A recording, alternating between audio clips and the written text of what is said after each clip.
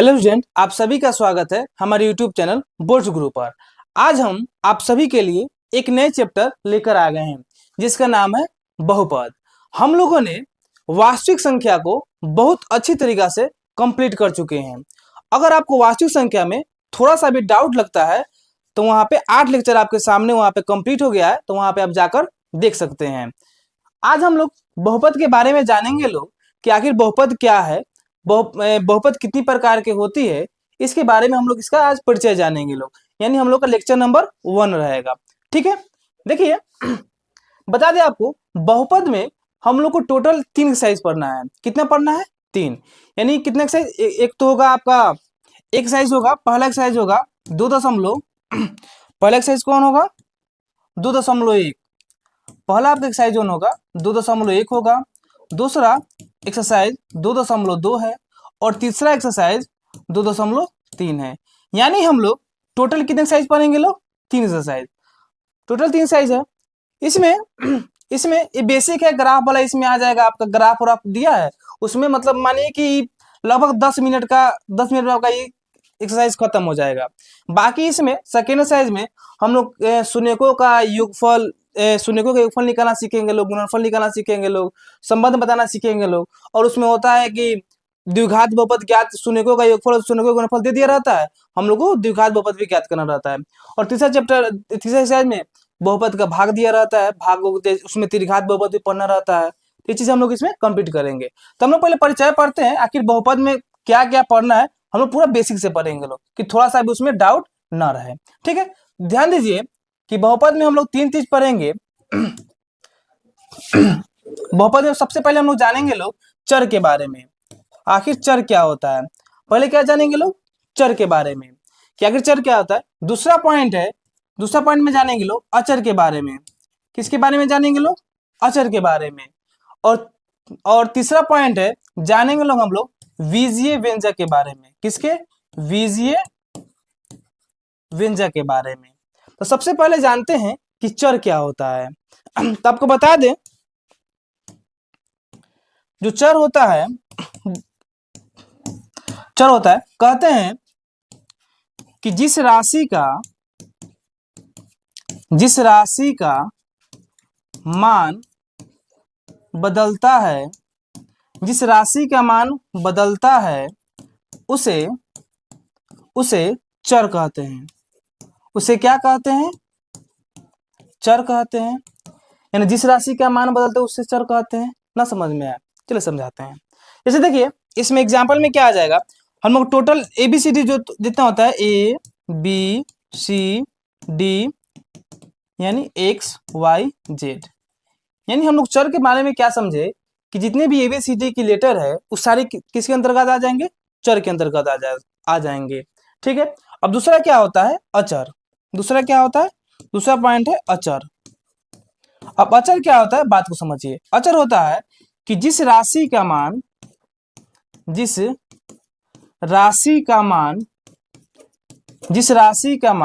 नहीं बदलता है, जिस राशि का मान नहीं बदलता है उसे क्या बोलते हैं?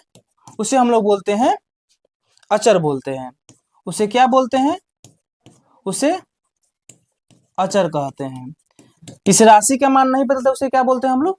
अचर कहते हैं। यानी इसमें क्या आ जाएगा, आपका जितने भी गिनती की संख्या पढ़े हैं, एग्जाम्पल में क्या आ जाएगा आपका 1 2 3 4 5 डैश डैश इन्फिनिट चल जाएगा। मतलब समझे क्या? चर और अचर में समझ में आया कि चर क्या होता है, अचर क्या होता है।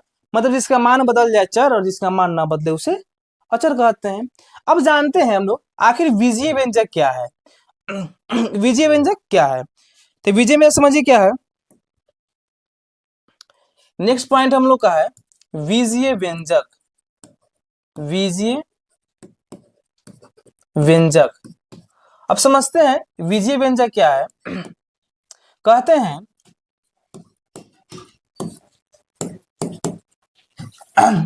हैं चर और अचर राशि के योग अंतर, अंतर, उसके बाद हो जाएगा आपका गुणन और भाग के संयोग, भाग के संयोग से बने पद को, बने पद को, बने पद को बीजीय व्यंजक कहते हैं। क्या कहते हैं हम लोग? बीजीय व्यंजक कहते हैं।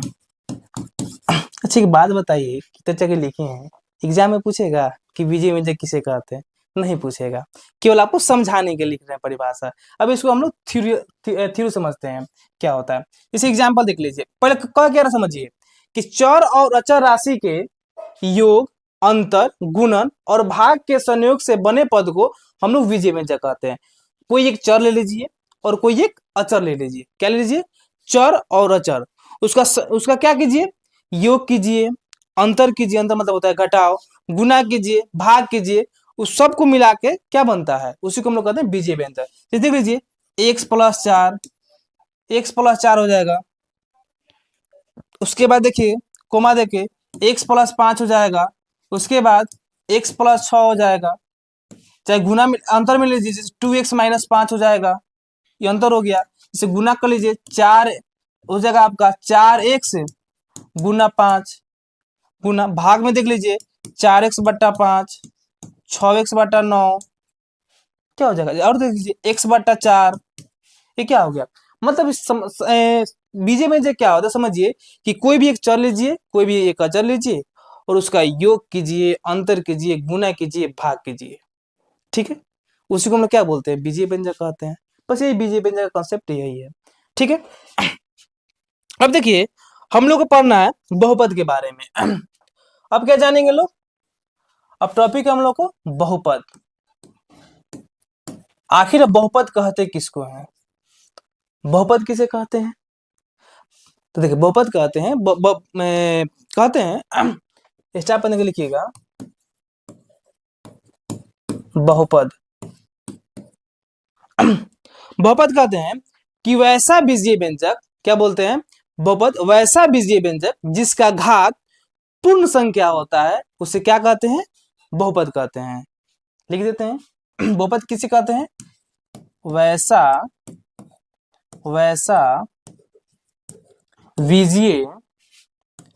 वैसा बीजीय व्यंजक जिसका घात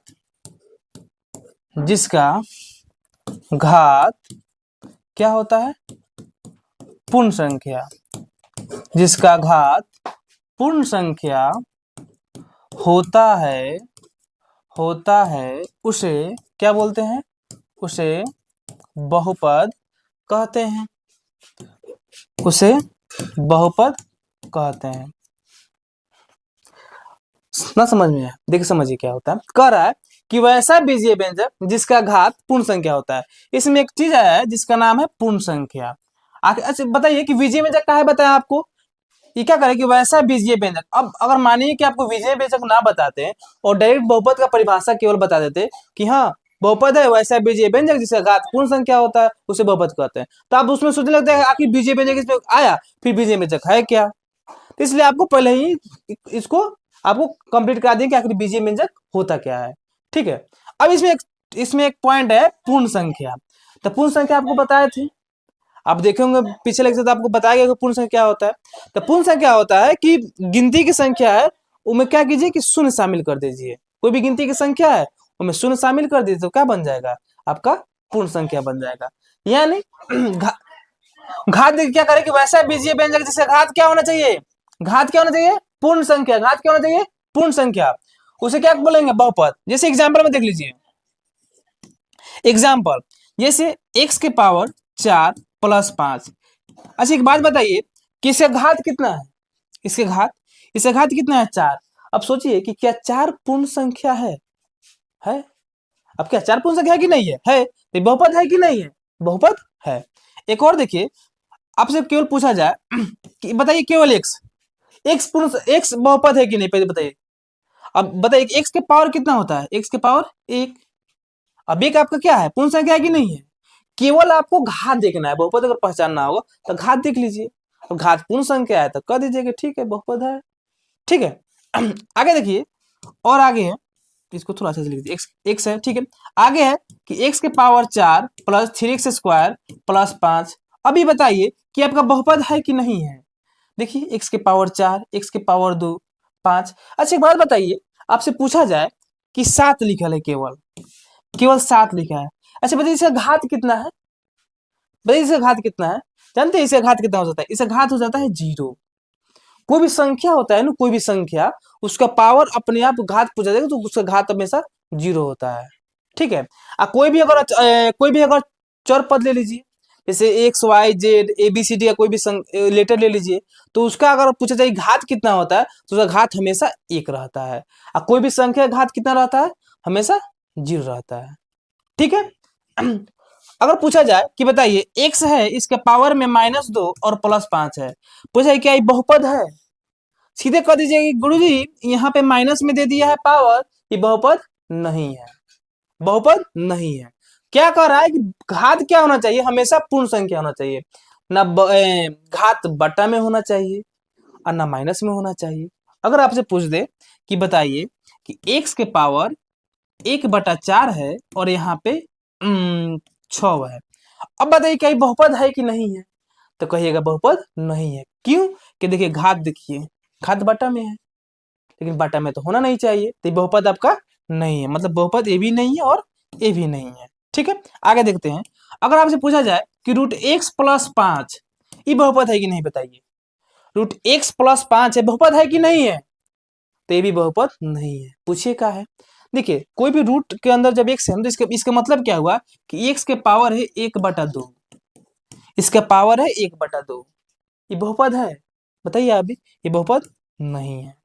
ठीक है अगर आपसे पूछा जाए कि बताइए √2x+6, ये बताइए तो रूट 2x+6 ये बहुपद है कि नहीं है, तो कंफ्यूजन मत होइएगा, कंफ्यूजन इसलिए नहीं होने की, कंफ्यूजन इसलिए नहीं होना है कि देखिए रूट में क्या है, रूट में संख्या है, ना कि जो आपका जो चर पद है वो आपका रूट में नहीं है, ये आपका जो अचर पद है संख्या है, केवल संख्या रूट में है, तो ये आपका बहुपद होगा, ये आपका बहुपद होगा।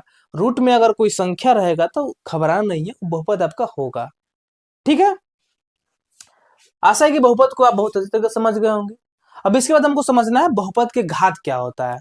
ठीक है बहुपद के घात, इसके बाद हम लोग का टॉपिक है बहुपद का घात। टॉपिक क्या है, बहुपद का घात। अब क्या होता है बहुपद का घात, तो इसका क्या होता है कि बहुपद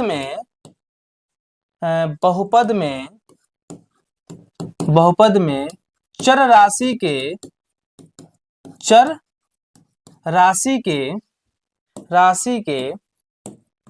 सबसे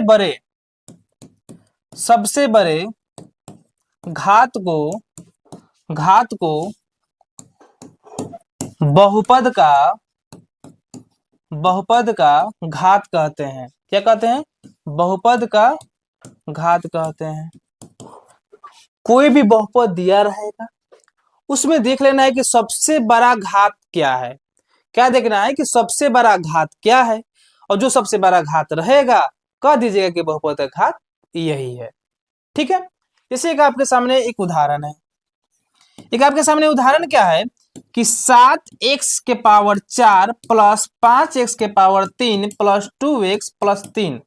ठीक है बाबू, आपसे पूछा जाए कि बताइए इसमें घात कितना है, आपसे पूछा जाए कि घात कितना है, तो आपको इतना सारा देखना नहीं है, केवल देखना है कि इसमें सबसे बड़ा घात क्या है।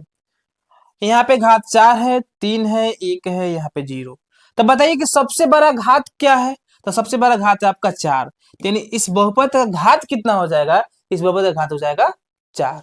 ठीक है, एक और क्वेश्चन आपके सामने है कि 7x⁹ प्लस 5x⁴ प्लस 7। अगर आपसे पूछा जाए कि बताइए इसका घात बताइए कितना होगा, तो आपको क्या देखना है कि इसमें सबसे बड़ा कौन है, इसमें सबसे बड़ा घात कौन है, तो सबसे बड़ा घात कितना है, 9। तो यानी इस बहुपद का घात पूछा जाए कि बताइए बहुपद का घात कितना हो जाएगा, तो आपका आंसर क्या आ जाएगा, 9 आ जाएगा। अगर आपसे पूछा जाए x+1, क्या पूछा जाए, x+1, बताइए तो इसका घात कितना हो जाएगा, इसका घात बताइए कितना हो जाएगा, x का पावर कितना है, एक का घात कोई भी संख्या रहता है उसका घात 0 होता है, तो इसका घात आपका कितना हो जाएगा, घात हो जाएगा आपका 1। आए बात समझ में। एक और क्वेश्चन लेते हैं। क्वेश्चन है x³ plus 4x² plus 3x plus 2। अगर आपसे पूछा जाए कि बताइए इसमें घात कितना है, पूछा जाए कि इस क्वेश्चन में बताइए कि इसका घात कितना है, तब कितना कहिएगा, देखिए सबसे बड़ा कौन है, सबसे बड़ा कितना है आपका घात, 3, यानी आपका घात कितना हो जाएगा, 3। बात को समझे, केवल हम लोग इसमें केवल घात देखेंगे। अब कहिएगा गुरुजी खाली आप x लिख रहे हैं, y तो लिख सकते हैं, चलिए y भी लिख देते हैं। y के पावर है 10 प्लस है 100। अब बताइए इसमें y के पावर है 10 प्लस में 100, अब इसे घात कितना हो जाएगा, पूछा जाए कि बाबू घात कितना, तो कितना कहिएगा, 100 बरका देके नहीं। आपको क्या करना है कि कोई भी किसका, चर राशि का, आपको बताया है कि कोई भी चर राशि का, चर राशि का सबसे बड़ा घात देखना है, किस राशि का, चर राशि का सबसे बड़ा घात देखना है, यानी चर राशि का सबसे बड़ा घात इसमें कितना है आपका 10, तो इनसे घात कितना हो जाएगा 10। आशा है कि आपको बहुत अच्छी तरीके से बहुपद का घात भी आपको समझ में आ गया होगा। यानी कोई भी बहुपद का घात पूछे, 84 देख लीजिएगा, कोई भी कितना बड़ा हो तो उसमें 84 देख लीजिएगा, 84 का सबसे बड़ा घात देख लीजिए, सबसे बड़ा कौन है, और क्या कीजिएगा वही आपका बहुपद का घात हो जाएगा। ठीक है, अब देखिए इसके बाद हम लोग को पढ़ना है बहुपद के प्रकार। क्या पढ़ना है बाबू, बहुपद के प्रकार। अब ध्यान दीजिए कि हम लोग को पढ़ना है बहुपद के प्रकार। अब बहुपद के प्रकार पढ़ना है तो देखिए बहुपद के प्रकार ना दो तरह से बांटा गया है, दो तरह से। देखिए पहला जो होता है बहुपद के प्रकार, पहला होता है घात के आधार पर, क्या होता है, घात के आधार पर, और जो दूसरा होता है आपका पद के आधार पर, पद के आधार पर। पहला क्या, घात के आधार पर, और दूसरा क्या होता है, पद के आधार पर। अब घात के आधार पर क्या होता है, ध्यान दीजिए घात के आधार पर आपका पहला जो हो जाएगा वो हो जाएगा शून्य घातीय बहुपद। पहले कौन हो जाएगा, शून्य घातीय बहुपद, यानी इसमें क्या हो जाएगा आपका सबसे पहले शून्य घातीय बहुपद, पहला कौन हो जाएगा शून्य घातीय बहुपद, और दूसरा क्या होता है, शून्य के बाद क्या आता है एक, यानी क्या हो जाएगा एक घातीय बहुपद। तो हम लोग एक घातीय बहुपद को क्या बोलते हैं, रैखिक बहुपद। क्या बोलते हैं बाबू, रैखिक बहुपद, यानी आपका इसमें क्या हो जाएगा रैखिक बहुपद रैखिक बहुपद। पहला हुआ शून्य घातीय बहुपद, दूसरा हो गया रैखिक बहुपद। एक बात बताइए कि रैखिक बहुपद को क्या बोलते हैं, एक घातीय बहुपद। ठीक है, तो कंफ्यूजन मत होइएगा, कभी भी रैखिक बहुपद है तो समझिएगा कि वो एक घातीय बहुपद की बात कर रहा है। ठीक है, इसके बाद आपका हो जाता है द्विघातीय बहुपद। क्या होता है, द्विघातीय बहुपद। इसके बाद आपका हो जाएगा, इसके बाद हो जाएगा त्रिघातीय बहुपद। क्या हो जाएगा बाबू, त्रिघातीय बहुपद। इस तरह बढ़िएगा तो बढ़ते बढ़ते बहुत दूर चला जाइएगा। त्रिघातीय के बाद होता है चतुर्थ घातीय, पंचघातीय, षष्ठ घातीय, यानी आप बढ़ते चल जाइएगा। तो आपको इतना बढ़ना नहीं है, हम लोग को जितना पढ़ना है उतना ही पढ़ेंगे। तो इसमें हम लोग को त्रिघातीय बहुपद तक पढ़ना है। ठीक है, आगे ध्यान दीजिए पद के आधार पर, पद के आधार पर पहला जो होता है, पहला प्रकार वो होता है आपका एक पदी बहुपद। क्या होता है, एक पदी बहुपद, एक पदी बहुपद। दो में आपका हो जाएगा, दो में आपका हो जाएगा द्विपदी बहुपद। क्या हो जाएगा आपका, द्विपदी बहुपद हो जाएगा। और आपका तीन में क्या हो जाएगा, तीन में हो जाएगा आपका त्रिपदी बहुपद। क्या हो जाएगा आपका, त्रिपदी बहुपद। और आपका चार में हो जाएगा चतुर्थ पद बहुपद, चतुर्थ पदी बहुपद। ठीक है यानी हम लोग समझ गए कि बहुपद के प्रकार, बहुपद बांटा गया है वो दो आधार पर बांटा गया है। पहला होता है घात के आधार पर और दूसरा होता है पद के आधार पर। घात के आधार पर क्या होता है, पहला होता है शून्य घातीय बहुपद, फिर रैखिक बहुपद, फिर द्विघात बहुपद और फिर होता है त्रिघात बहुपद। यानी अब पद के आधार पर बात किया जाए तो पद के आधार पर होता है एक पदी बहुपद, द्विपदी बहुपद और त्रिपदी बहुपद और एक होता है चतुर्थ पदी बहुपद। इसमें भी आगे बढ़ सकता है। अब बताइए जिसमें 5 को पद होगा उसमें पंचपदी बहुपद कहेंगे। ठीक है, तो इसमें आगे बढ़ सकता है, लेकिन जितना हम लोग को पढ़ना है उतना ही से काम है, बाकी हम लोग को उतना ध्यान भी नहीं देना है। ठीक है, तो पहले हम लोग जानते हैं कि आखिर शून्य घातीय बहुपद क्या होता है। पहले क्या जानेंगे लोग कि शून्य घातीय बहुपद क्या होता है। पहला पॉइंट कि पहले हम लोग क्या पहले घात के आधार पर जो घात के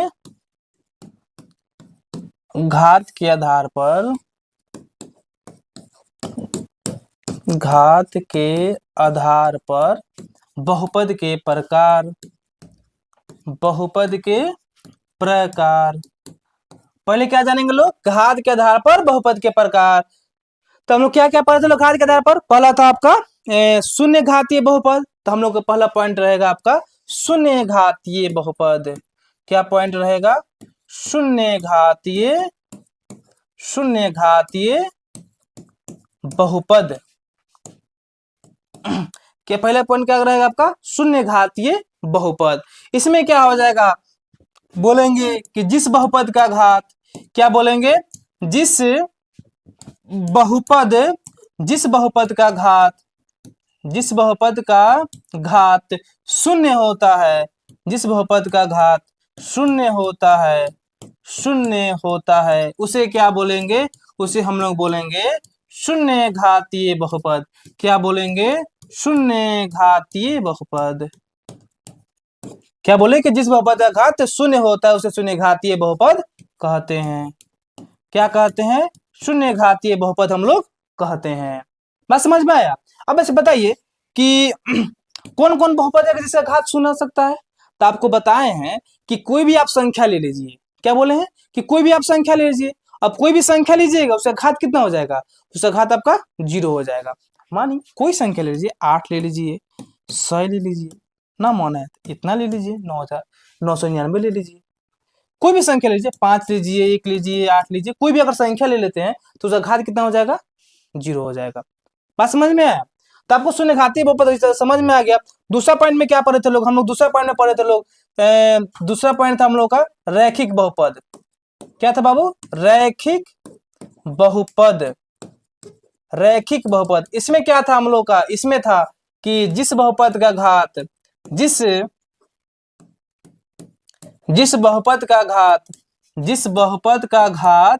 कितना होता है, जिस बहुपद का घात 1 होता है, जिस बहुपद का घात 1 होता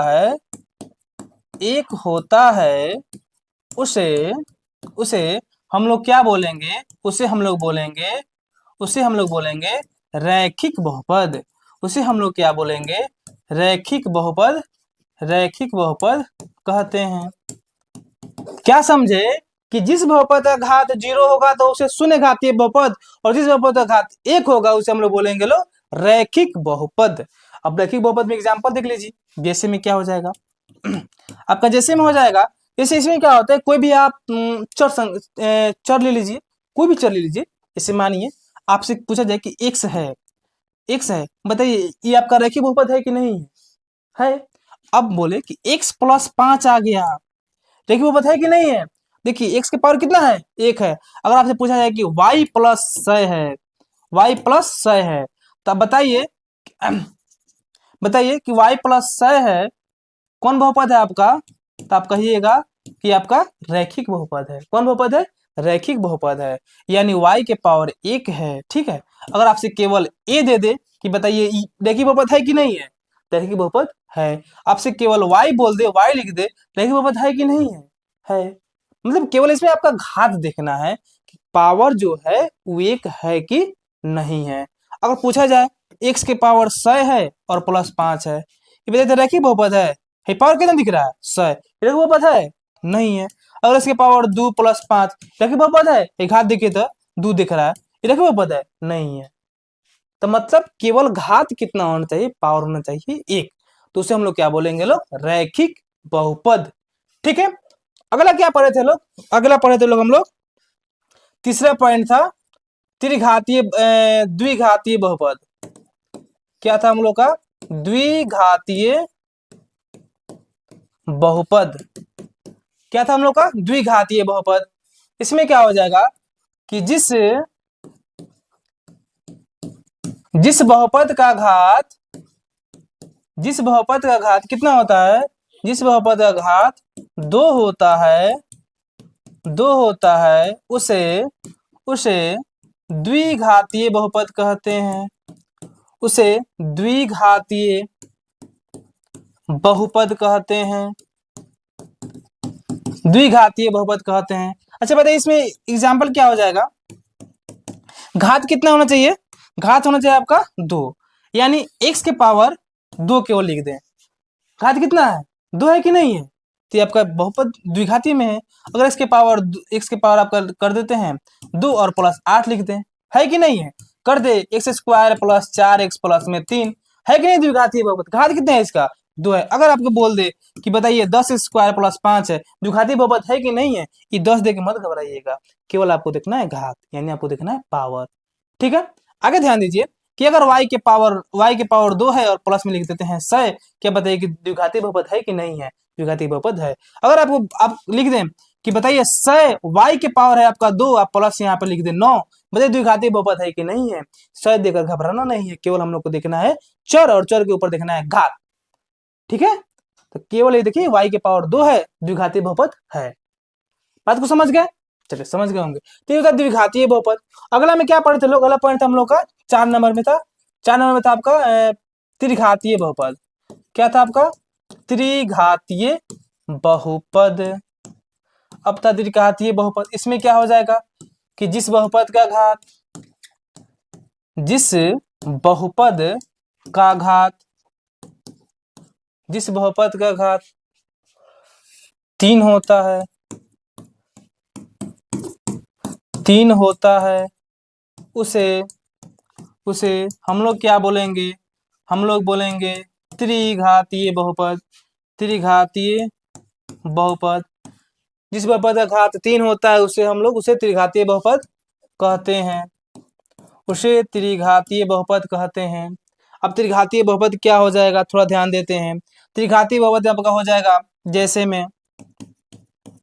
जैसे x के power 3 plus x square plus में 6x प्लस में 9, बताइए कौन बहुपद है। घात ऐसे पूछा कि बताइए बहुपद है, इसे घात कितना है पहले, तो आपका घात हो जाएगा 3, यानी आपका हो जाएगा त्रिघातीय बहुपद।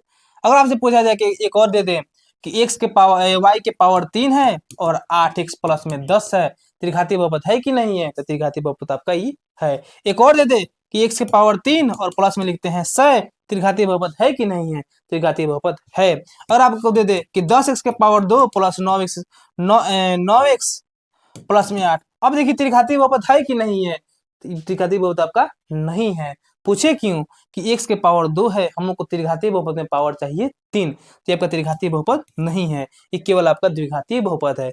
अगर आपसे पूछा जाए कि 100 y के पावर 3 और प्लस में 8 है, त्रिघातीय बहुपद है कि नहीं है, तो त्रिघातीय बहुपद है, क्योंकि y के पावर 3 है, आपका त्रिघातीय बहुपद है। यानी सबसे बड़ा घात देखते हैं y के पावर 3, यानी त्रिघातीय बहुपद है ये वाला। ठीक है, तो त्रिघातीय बहुपद क्या आप अच्छा समझ गए होंगे, कोई दिक्कत आपको नहीं लगा होगा।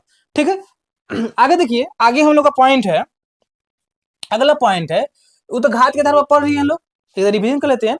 घात के आधार पर बहुपद क्या क्या पढ़ लो कि शून्य घातीय बहुपद, रैखिक बहुपद, उसके बाद आपका द्विघातीय बहुपद, और एक क्या था त्रिघातीय बहुपद। तो समझ गए, शून्य आपसे पूछा जाए कि आंख बंद करके बता दीजिएगा, नींद में रहेगा तब आपसे कोई पूछेगा कि शून्य घातीय बहुपद किसे कहते हैं, तो कहिएगा जिस बहुपद का घात शून्य होता है उसे शून्य घातीय बहुपद। रैखिक बहुपद, जिस बहुपद का घात 1 होता है उसे रैखिक बहुपद। द्विघातीय बहुपद, जिस बहुपद का घात 2 होता है उसे द्विघातीय बहुपद। त्रिघातीय बहुपद, जिस बहुपद का घात 3 होता है उसे त्रिघातीय बहुपद कहते हैं। ठीक है, अब देखिए, अब हम लोग का था कि पद के आधार पर, यानी लिखते हैं, हेडिंग देंगे कि पद के आधार पर, पद के आधार पर बहुपद के प्रकार, पद के आधार पर बहुपद के प्रकार। हम लोग जानेंगे लोग कि पद के आधार पर बहुपद के प्रकार किस तरह बनाते हैं। ठीक है, पद के आधार पर, पद के आधार पर देखिए, पहला पहला हम लोग क्या पढ़े थे लोग, पद के आधार पर। पद के आधार पर पहला जो था वो था आपका एक पदी बहुपद।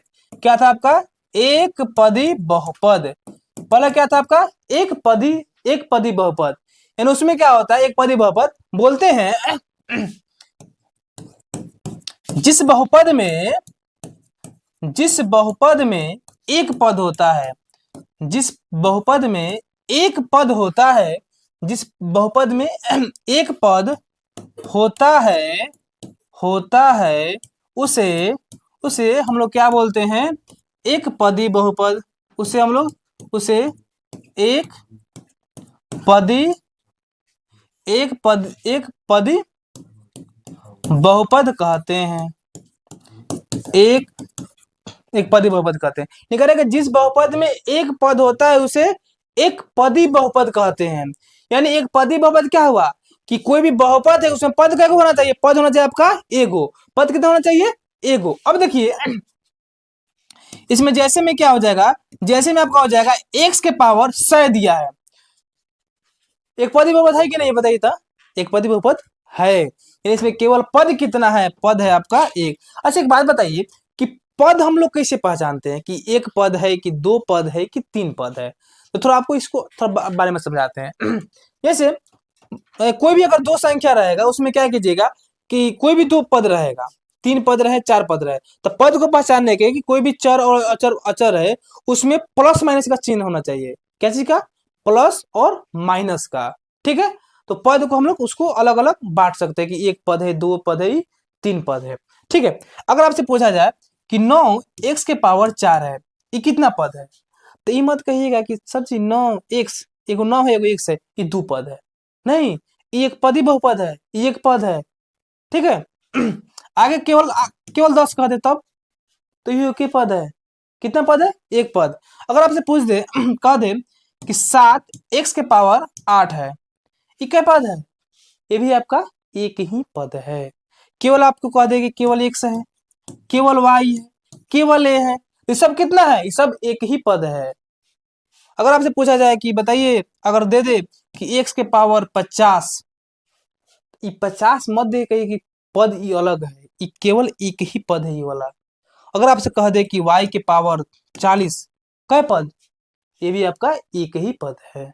ठीक है, तो आपको एक पदी बहुपद आपको अच्छा से समझ में आ गया होगा। ठीक है, एक पदी बहुपद के बाद हम लोग जानेंगे लोग 2 नंबर में जाने थे लोग कि द्विपदी बहुपद।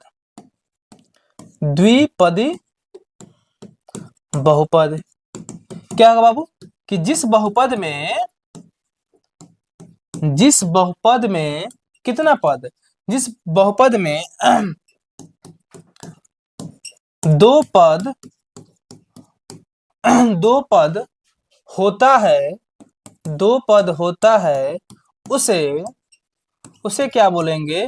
द्विपदी बहुपद कहते हैं। उसे द्विपदी बहुपद कहते हैं। क्या बोलेंगे? द्विपदी बहुपद कहते हैं। अब इसमें पद क्या होना चाहिए? पद दूगो।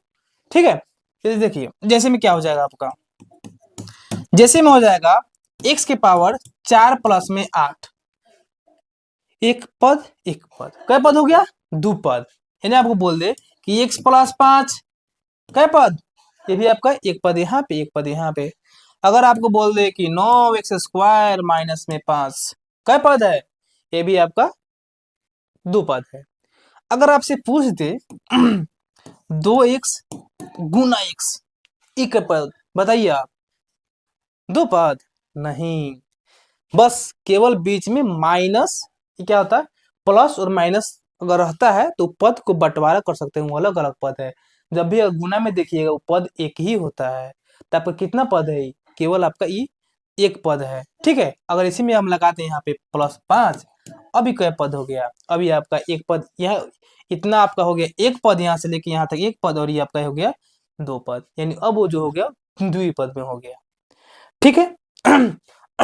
अगर क्या करे, आपको दे दे कि 4x गुना x गुना y गुना 5 प्लस में 3, कै पद? गिनी रहेगा 1 2 3 4 5 6, कहेगा 6 पद है?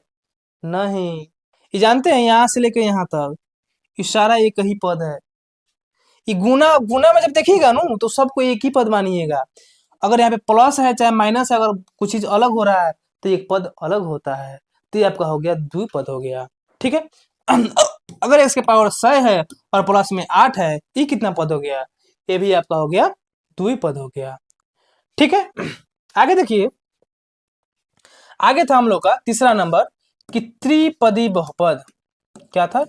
त्रिपदी बहुपद। त्रिपदी बहुपद में क्या जानेंगे लोग?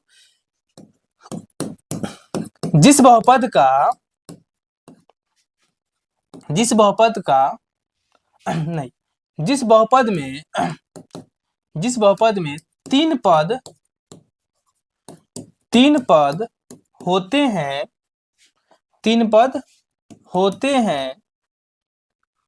हैं, उसे क्या बोलेंगे? त्रिपदी बहुपद कहते हैं। क्या कहते हैं? त्रिपदी बहुपद कहते हैं। अब त्रिपदी बहुपद में देख लीजिए, ध्यान दीजिए कि जैसे में क्या हो जाएगा। इसमें पद कितना होना चाहिए? पद होना चाहिए 3। जैसे x के पावर 3 प्लस 2x प्लस 5, ये क्या पद है? 3 पद है। अगर एक देख लीजिए x के पावर 6 प्लस 5 x प्लस में 3, क्या पद? ये भी आपका 3 पद हुआ। अगर आपको दे दे कि 2x के पावर 4 माइनस 5x प्लस में 3, क्या पद हुआ? 1 2 3, क्या पद? 3 पद। अगर आपको दे दे कि x के पावर 6 x के पावर 10 और प्लस में हो जाएगा आपका x के पावर 9 और आपको दे दे 5, ये क्या पद हुआ? 1 2 3, ये भी आपका हो गया 3 पद। यानी आपको त्रिपदी बहुपद भी आपको समझ में आ गया होगा कि जिस बहुपद में 3 गो पद होगा उसे हम लोग त्रिपदी बहुपद कहेंगे। ठीक है। अब ध्यान देते हैं, एक और था टॉपिक जिसका नाम था चतुर्थपदी बहुपद। इसमें क्या हो जाएगा आपका? कहेंगे कि जिस बहुपद में